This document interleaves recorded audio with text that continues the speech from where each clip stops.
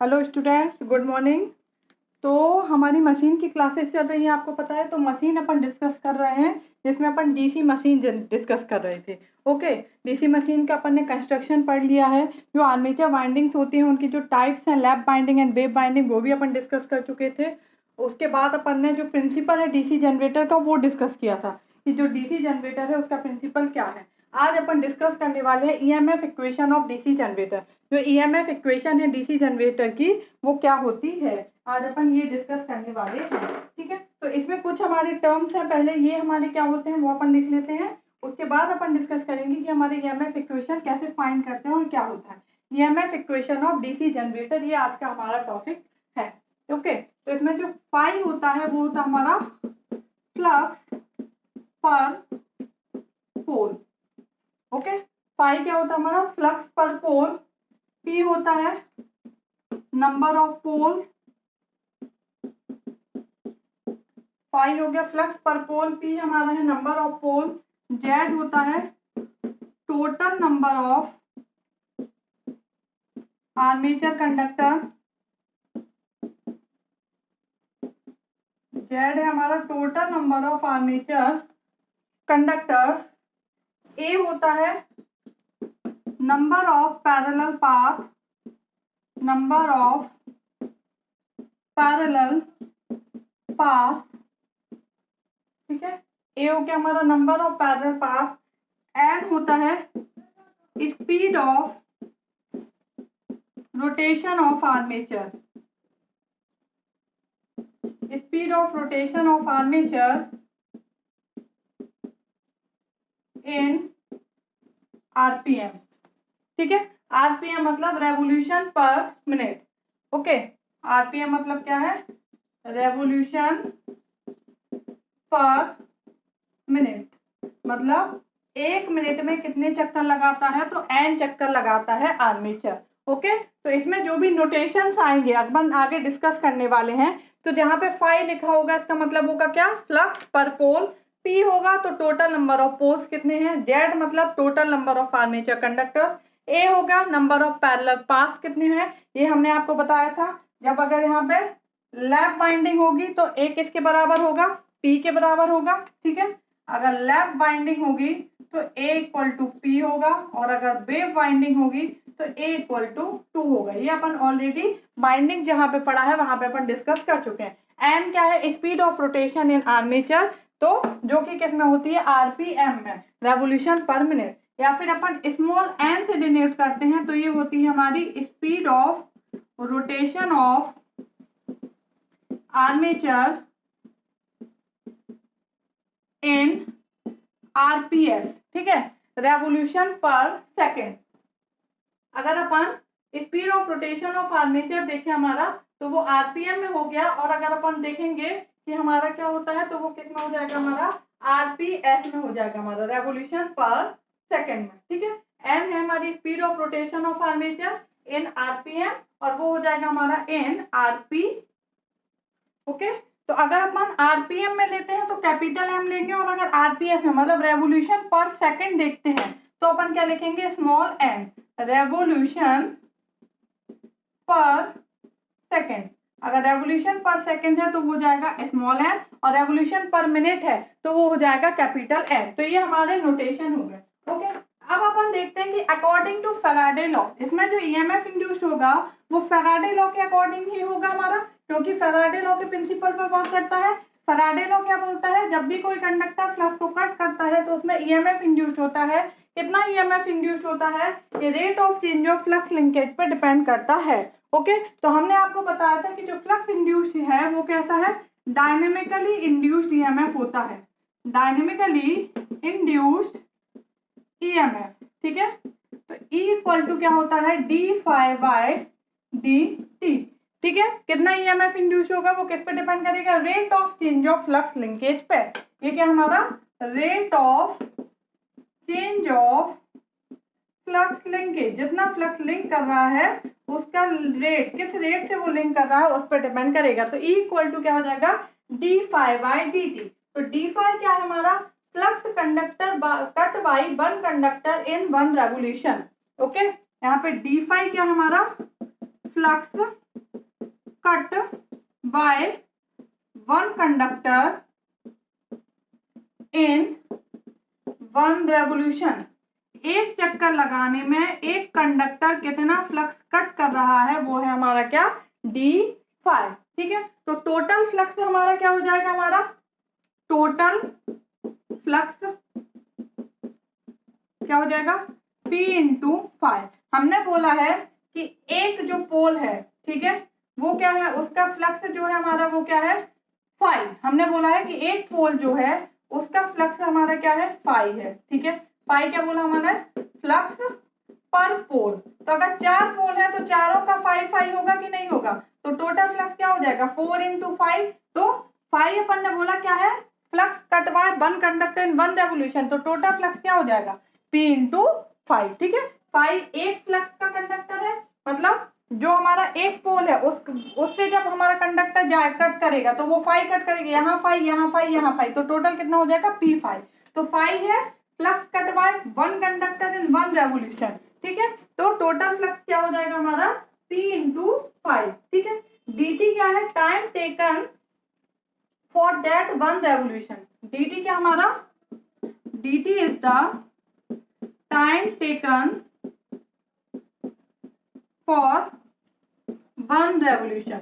एक चक्कर लगने में जितना टाइम लग रहा है वो क्या हमारा dt है। ठीक है, तो अपन ने बोला था कि n रेवोल्यूशन, n क्या हमारा स्पीड है हमारा। ठीक है, तो n रेवोल्यूशन लग रहे हैं अगर हमारे rpm में है हमारा, मतलब रेवोल्यूशन पर मिनट, तो यहाँ पे अपन ने जो स्पीड ली है वो अपन ने क्या बोल लिया है, n, जो कि किसमें है, rpm में। ठीक है, मतलब अपन क्या बोल रहे हैं, n चक्कर लग रहे हैं रेवोल्यूशन पर मिनट, मतलब एक मिनट में कितने चक्कर लग रहे हैं, n। ठीक है, मतलब n रेवोल्यूशन चक्कर लग रहे हैं कितना, in 1 मिनट, और इसको क्या बोल सकते हैं, और 60 सेकंड। एक मिनट में कितने सेकंड होते हैं, 60 सेकंड।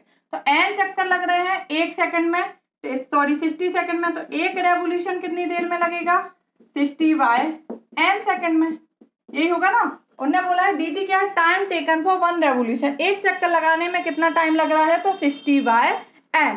ठीक है, तो dt जो है इसकी जगह अपन क्या रखेंगे, 60 बाय n, और जो d5 है इसकी जगह अपन क्या रखेंगे, p इंटू 5। ठीक है, टोटल फ्लक्स क्या हो गया, p इंटू 5, और टोटल टाइम कितना लग रहा है एक चक्कर लगाने में। जो आर्मेचर कंडक्टर्स है उसको एक चक्कर लगाने में, एक रेवोल्यूशन लगाने में कितना टाइम लग रहा है, dt 60 बाय n। ओके, तो ये हो गया हमारा कि कितना टाइम लग रहा है, कितना फ्लक्स। अब जो हमारी इक्वेशन है वो क्या है, e d5 बाय dt, उसमें अपन ये वैल्यू पुट कर देंगे। ठीक है, e क्या है हमारा, d5 बाय dt, d5 क्या आ गया, p इंटू 5, dt अपन ने अभी निकाला क्या है, 60 बाय n, ये n ऊपर जाएगा तो क्या हो जाएगा, p into 5 into n by 60। ठीक है, ये हो गया हमारा EMF induced in one conductor. ये क्या है हमारा, EMF induced in one conductor. एक कंडक्टर में जो EMF इंड्यूस हो रहा है वो क्या है, p5n बाय 60। ओके, अपन को चाहिए है total conductor, total EMF induce find करना है हमारा, कि मशीन में टोटल हमारा कितना EMF इंड्यूस्ड होगा। तो टोटल EMF इंड्यूस्ड कितना हो गया, अपन ने माना था क्या, Z क्या हमारे, total number of armature conductor, यही है ना, ऊपर अपन ने लिखा है ऑलरेडी नोटेशन। Z क्या है, total number of armature conductor, और A क्या था हमारा, नंबर ऑफ पैरेलल पाथ, कितने पैरेलल पाथ हैं। ठीक है, सपोज दैट अपन मानते हैं कि हमारे पैरेलल पाथ 2 है, A equal to 2, wave winding है अगर A इक्वल टू 2, दो पैरेलल पाथ है तो ये दो पैरेलल पाथ होंगे, तो हर एक पैरेलल पाथ में कितने नंबर ऑफ कंडक्टर्स होंगे, एक पैरेलल पाथ में कितने नंबर, जो टोटल नंबर ऑफ कंडक्टर है वो इन दो में ही हमारे डिवाइड होना है ना। ठीक है, सपोज अपन ने total number of conductor Z है, पैरेलल पाथ 2 है। ठीक है, तो टोटल कंडक्टर इनमें डिवाइड हो जाएंगे ना, टोटल माने 48 है। ठीक है, और A कितना है, 2 है, तो 24 इसमें होंगे, 24 इसमें होंगे, तो एक पैरेलल पाथ में कितने नंबर ऑफ कंडक्टर आ रहा है, Z बाई A।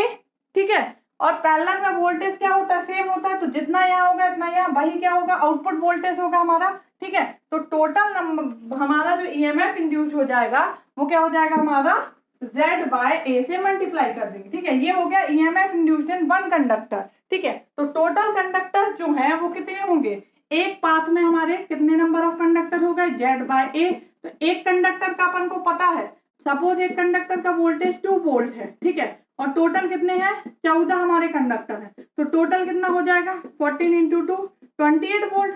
जो 28 वोल्ट यहाँ होगा वही 28 वोल्ट यहाँ होगा, वही 28 यहाँ होगा, वही क्या होगा, आउटपुट में होगा। ठीक है, तो EMF induced in one conductor अपन ने फाइंड कर लिया है, तो टोटल हमारा ईएमएफ इंड्यूस्ड क्या हो जाएगा, EMF induced in one conductor हो गया हमारा इतना। तो जो ईएमएफ जनरेटेड ईएमएफ जो है वो हमारा क्या हो जाएगा, हमारा total EMF generated in generator, total EMF generated जो है वो कितना हो जाएगा, EG बराबर P5N/60 into Z bye A। ये हो जाएगा हमारा टोटल ईएमएफ जो इंड्यूस्ड हुआ है हमारा जनरेटर में वो। ठीक है, अब अगर अपन यहाँ देखें इस फॉर्मूले में, तो ये वाला जो फॉर्मूला है ये बहुत इंपॉर्टेंट है। इससे कई सारे न्यूमेरिकल्स पूछे जाते हैं, चाहे आपका थ्योरेटिकल एग्जाम हो, ठीक है, सेमेस्टर वाइज एग्जाम हो, या फिर आपका कोई भी कॉम्पिटिटिव एग्जाम हो, उसमें इस वाले फॉर्मूले के बेस पे बहुत सारे क्वेश्चन पूछे जाते हैं। पहले तो सबसे सिंपल सी चीज आपको ये फॉर्मूला ही याद होना चाहिए कि जो जनरेटेड ईएमएफ है उसका फॉर्मूला क्या है, तो NP5Z/60A। ठीक है, तो N इसमें होता है speed in armature, speed of rotation of armature in RPM, 5 flux per pole, P total number of poles है, Z total number of armature conductors और A number of parallel path. ठीक है, तो ये फॉर्मूला बहुत ही इंपॉर्टेंट है, इससे base कई सारे न्यूमेरिकल्स आते हैं।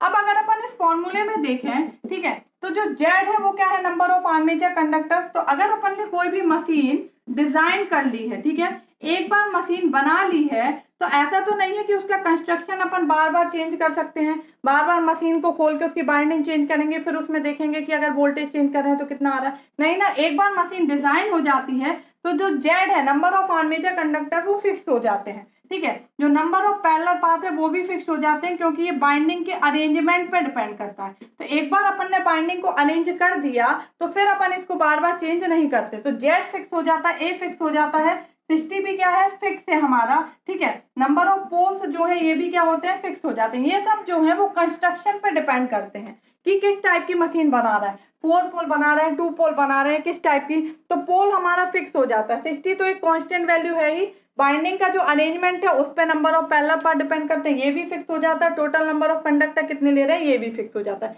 तो एक बार जब मशीन का कंस्ट्रक्शन हो गया तो ये सारी चीजें अपन सपोज फिक्स मान के चलते हैं कि ये सारी चीजें कांस्टेंट है, तो अपन सिंपल क्या बोल सकते हैं कि जो EG है हमारा जनरेटेड ईएमएफ, वो किसके प्रोपोर्शनल होता है, directly proportional to 5 into N।